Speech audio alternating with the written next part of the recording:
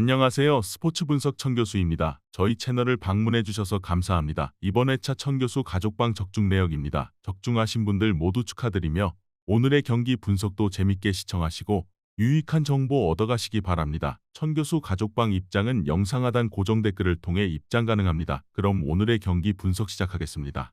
9월 1일 K리그 국내 축구 6경기 분석 시작하겠습니다. 첫 번째로 강원FC 대 수원FC 경기 알아보겠습니다. 먼저 강원은 서울 원정 경기에서 패배했다. 이번 경기 역시 강한 압박을 기반으로 주도적인 경기를 펼칠 것이다. 황문기와 양민혁의 패턴 플레이는 확실히 위협적이다. 다만 최전방 코바세비치와 이상원의 호흡은 아직 아쉬운 것이 사실이다. 결국 우측 측면 위주의 한정적인 공격 전개가 예상된다. 지난 경기 배후 공간 커버에 실패한 투치와 김영빈이다. 수원의 속공 전개에도 고전할 여지가 있는 상황이다. 그나마 3선에서 이유연과 김동현의 왕성한 활동량으로 대참사는 막을 수 있을 것이다. 이어서 수원은 제주와 홈 경기에서 대승을 거뒀다. 이번 경기 역시 안데르손, 정승원, 지동권을 통한 삼각 편대로 역습을 이어갈 것이다. 배후 공간 관리가 완벽하지 못한 강원의 수비 라인들을 상대로 충분히 경쟁력을 보여줄 수 있을 것으로 보인다.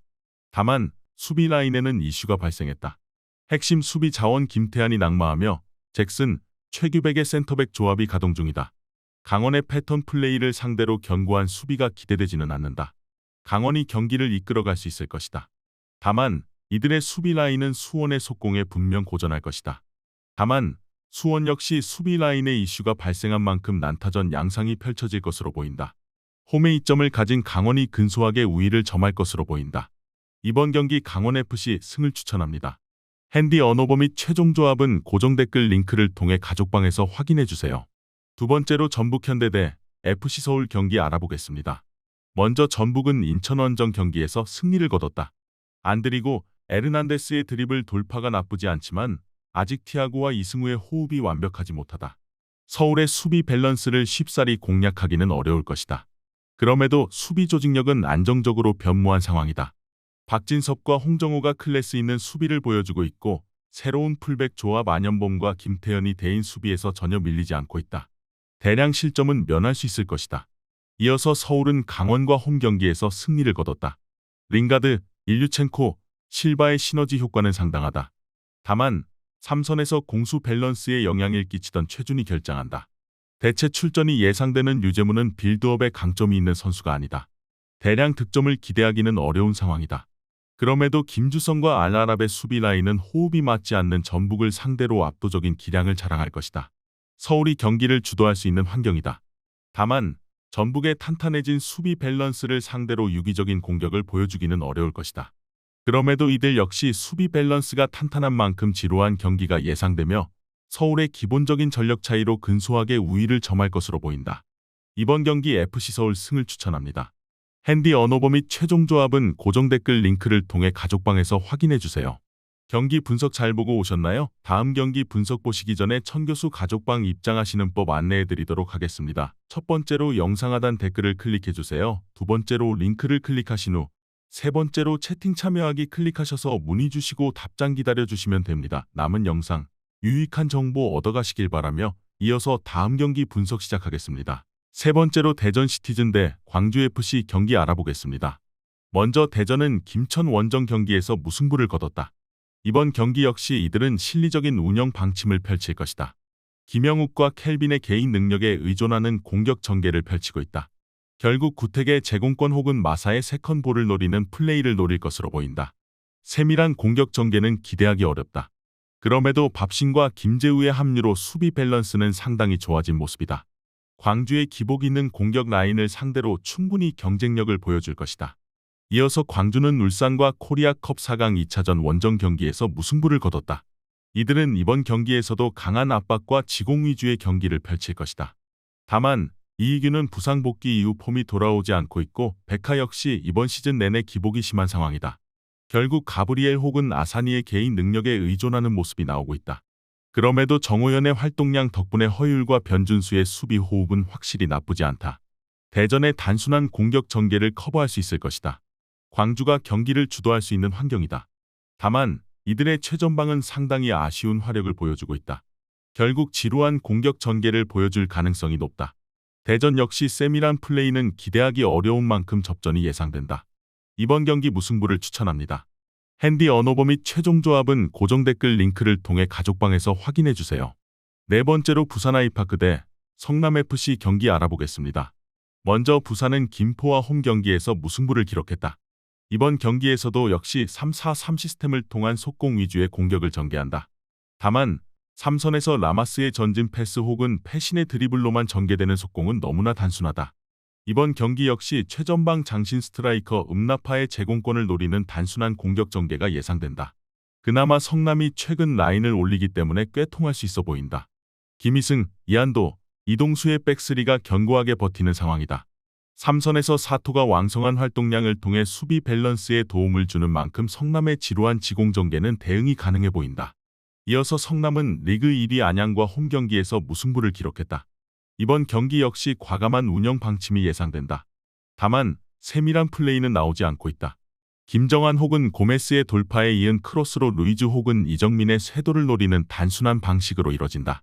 부산의 밀집 수비를 공략할 수 있을지 의문이다. 수비 라인 역시 배우 공간 리크스가 확실하다. 이번 시즌 호흡을 거의 맞추지 못한 최준영과 윤영선이 새롭게 센터백 조합을 구성 중이다. 엉성한 라인 컨트롤로 배우 공간을 공략당할 확률이 높아 보인다. 성남이 새로운 운영 방침과 함께 주도권을 확보할 것이다. 다만 세밀하지 못한 이들의 공격 전개는 부산의 밀집 수비에 고전할 확률이 크다. 결국 부산의 역습에 허를 찔리며 패배할 것으로 보이는 상성이다. 이번 경기 부산 아이파크 승을 추천합니다. 핸디 언오버 및 최종 조합은 고정 댓글 링크를 통해 가족방에서 확인해주세요. 경기 분석 잘 보고 오셨나요? 다음 경기 분석 보시기 전에 천교수 가족방 입장하시는 법 안내해드리도록 하겠습니다. 첫 번째로 영상 하단 댓글을 클릭해주세요. 두 번째로 링크를 클릭하신 후 세 번째로 채팅 참여하기 클릭하셔서 문의 주시고 답장 기다려주시면 됩니다. 남은 영상 유익한 정보 얻어가시길 바라며 이어서 다음 경기 분석 시작하겠습니다. 다섯 번째로 김포FC 대 전남 드래곤즈 경기 알아보겠습니다. 먼저 김포는 부산 원정 경기에서 무승부를 기록했다. 이번 경기 역시 속공 전개가 예상된다. 최전방을 담당하는 미나와 플라나의 위력은 확실하다. 다만 최후방에서 체프먼의 롱패스가 아니면 다른 득점 루트가 없다. 대량 득점을 기대할 수 없는 전력이다. 그럼에도 박경록, 이용혁, 체프먼의 백스리가 견고하게 작동 중이다.